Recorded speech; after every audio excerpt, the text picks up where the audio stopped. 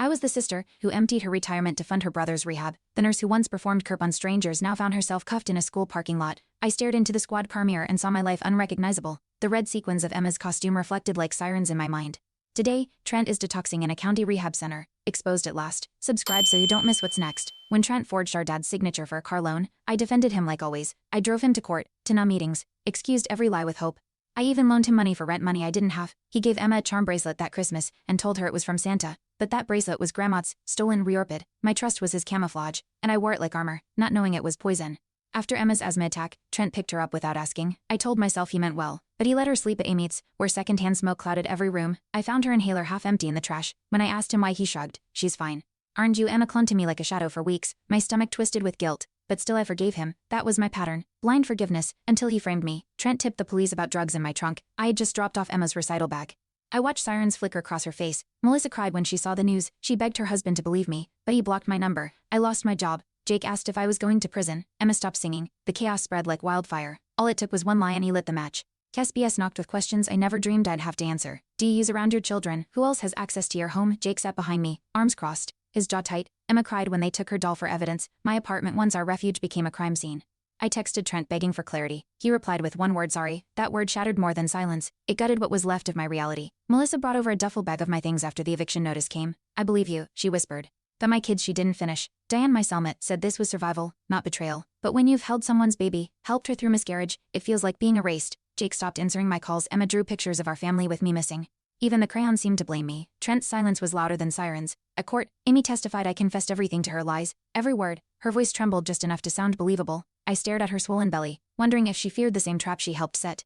Trent didn't show, said he had flu symptoms. The judge denied bail. Diane passed me a note that said, hold your spine. I gripped it like a lifeline. Somewhere under this avalanche, I was still Sarah, still their mom. In the county jail library, I found a court transcript showing Trent's name linked to a prior sealed case. Diane flagged it, said it was leverage. I filed a pro-Southeast motion. Judge Brooks gave me 10 minutes in chambers. I laid out every lie, every document, every missing receipt. My hands shook. The judge watched me, not my record, not my uniform, but me. We'll look into this. She said that was the first crack in his armor. At the next hearing, I faced Trent for the first time since my arrest. He looked healthier, detoxed, smug. I asked to speak. My brother weaponized my love, I said, voice cracking. He used my children as bait. The gallery murmured. Melissa sat in the back, nodding. Amy refused to meet my eyes. When I sat down, Jake turned slightly toward me. Not a hug. Not yet. But not the wall he built since the day I disappeared. Footage surfaced. Trent at a storage unit, handing off a gym bag. The timestamp matched the night police found drugs in my trunk. Marcus, now a bailiff, identified Trent in court. He relapsed, he said flatly. Amy wept silently. I looked at the judge, waiting, but she adjourned early. We'll reconvene. No ruling, just waiting. Another day stolen from my kids. In the hallway, Emma hugged me for the first time in weeks. That hug split me open. Trent tried to plea out, offering rehab and testimony against unknown suppliers. The DA declined. SBS began a joint review. Melissa emailed character letters from coworkers. One said, Sarah saved my life. It reminded me I wasn't just a defendant. I was a nurse, a mother, a human being. Jake sat beside me in court, arms crossed, but he stayed. That was a beginning. The courtroom no longer felt like a cage. It was becoming a stage. Judge Brooks ordered a full custody review. Amy's newborn tested positive for opioids. Marcus confirmed Trent had supplied pills just weeks before. The courtroom gasped. Amy sobbed, finally admitting Trent planted the drugs. SBS removed Emma and Jake from foster care back to me. Supervised at first. When I hugged them, Emma whispered, I knew you didn't. That moment shattered every lie Trent built. I wasn't cleared yet, but I was no longer alone in the storm. Tom, the desk sergeant and old family friend, slipped me a copy of a withheld 911 call. It was Trent clearly slurring, claiming I was out of control. The timestamp hours before my shift even started. Dan helped me file a motion to compel. The judge approved it. That call proved intent, not suspicion. My lawyer grinned for the first time in months. I felt like the tide had turned, even if it hadn't reached the shore yet. In a sealed envelope, Melissa sent over a journal entry Amy had written months before the raid. Trent said she'd fold if we hit her kids. It was evidence, raw and vile. Amy didn't deny it. He scared me, she whispered. That line, written in blue ink, became the dagger that pierced his narrative. The court froze. My attorney handed it to the judge. I looked at Jake. He nodded for the first time without hesitation. Trent's former rehab sponsor testified next. He asked me how to fake clean tests. The man said, wanted to look sober, not be sober. That line crushed whatever sympathy lingered in the room. The judge requested medical records. They showed painkiller refills after the custody complaint. The mask cracked. Even Diane, seasoned and cynical, whispered, he's done. My heart raced, but I stayed seated. I wouldn't cheer, not in front of my kids, not in that courtroom. Judge Brooks re-examined the surveillance footage. A slow-motion replay showed Trent placing the duffel bag with a small visible tear into my unlocked trunk. That tear matched a gym bag retrieved from evidence. My fingerprints weren't on it, Trent's were. The prosecutor leaned forward, eyebrows raised. The gallery went silent. I turned to Emma, who clutched her charm bracelet. It's almost over, I whispered. That bag, once just fabric, had become my exoneration. Truth had texture now. A tech expert found deleted texts on Amy's phone. Trent coaching her testimony. Stick to script. You crack. We're done. She cried, writing them aloud. The judge's face darkened. That night, Jake asked if I hated them. No, I said, but I won't forget. Diane smirked. That's justice, honey. I didn't feel like a hero. I felt tired but not defeated. Tomorrow, the court would hear closing arguments. For once, the weight wasn't mine alone to carry. Closing arguments hit like waves. A lawyer's voice steady pointed. She was framed, betrayed by blood. The prosecutor's rebuttal faltered, relying on doubt that no longer stuck. Then unexpected Judge Brooks dismissed the drug charges, lack of credible evidence. I gasped. Jake gripped my hand. Emma sobbed into my lap. Trent's lawyer slumped. My jail bracelet still itched, but the verdict freed something deeper. Not innocence restored, but identity reclaimed. I wasn't just surviving, I was rising. Caspias reopened custody proceedings.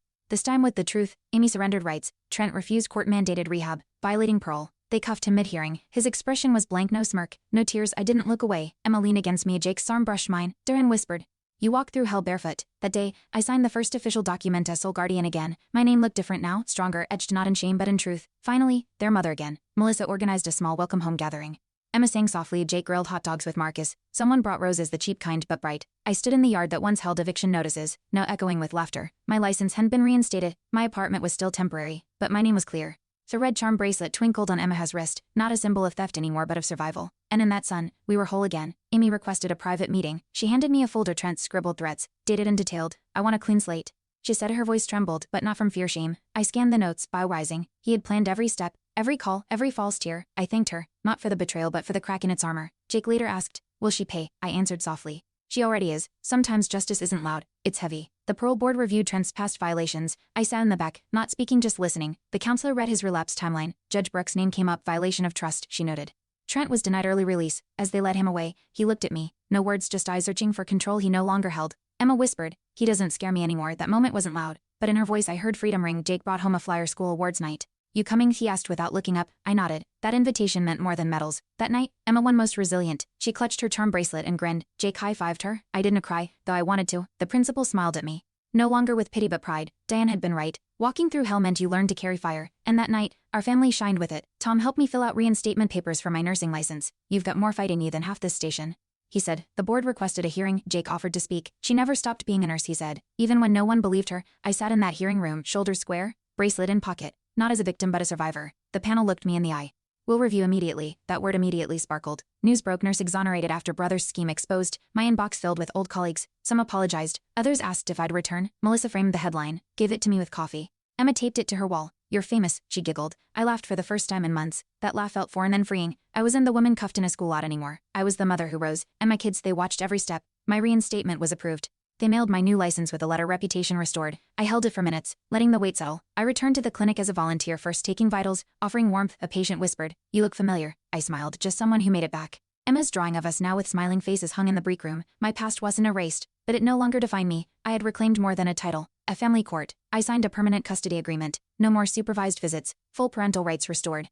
Judge Brooks smiled. "Welcome back, Ms. Whitaker." Jake squeezed my hand under the table. Emma hummed beside me, twirling her bracelet. Outside, clouds broke just enough to let sun spill in. Trent didn't show. His rights were terminated. No appeal, no drama. Just absence, and in that absence, we found something new. Peace, the kind I'd once thought fictional. Diane mailed me a postcard, just a sunflower. No return address. On the back told you fire doesn't break you, it tempers you. I pinned it above my bed. Melissa said she might leave her husband.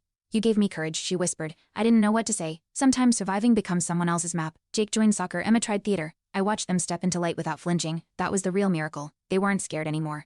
I hosted Thanksgiving that year. Nothing fancy, folding chairs, paper plates, laughter echoing through the duplex. Emma said grace. Jake passed rolls. Marcus brought cider. Melissa cried during dessert. "We almost lost you," she said. I nodded. "But I came back."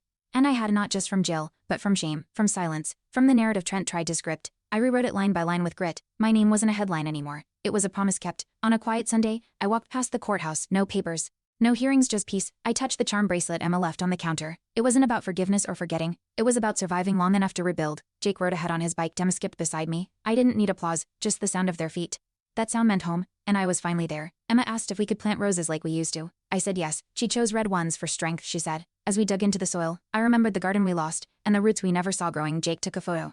This time he said, "They'll stay." I nodded. Dirt on my hands, sun on my face. I didn't say it aloud, but I believed him fully. Diane called on her release day. "I made it," she said. "Your story kept me sane." I told her about the garden. She laughed. "See, told you you'd grow things again." That call, short and crackly, felt like closure. Not dramatic, just human. I lit a candle that night. Not in mourning but gratitude. We weren't perfect, but we were standing together. That was enough, more than enough. Trent's final court date ended in silence. He received 5 years, no appeal filed. The courtroom didn't cheer, just exhaled. Amy left town. Marcus transferred units. The saga closed not with a bang, but a sigh. I didn't attend the sentencing. Instead, I took Emma to the library and Jake to soccer. Justice was done. I chose peace, and in that peace we started living again. At work, I earned Nurse of the Month. A patient's family wrote, "She saved more than his life, she gave us hope." That plaque hangs beside Emma's drawing, not for ego but for evidence.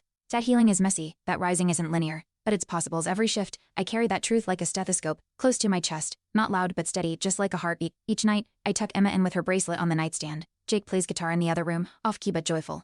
I sit with a mug of tea, not to calm nerves but to savor quiet. My name is no longer whispered in doubt. It's spoken in classrooms, courtrooms, hospital halls. Sarah Whitaker, mother, nurse, survivor, and now finally free. That's the life I rebuilt, one truth at a time. Thanks for watching. Hit subscribe to check out more stories on my channel.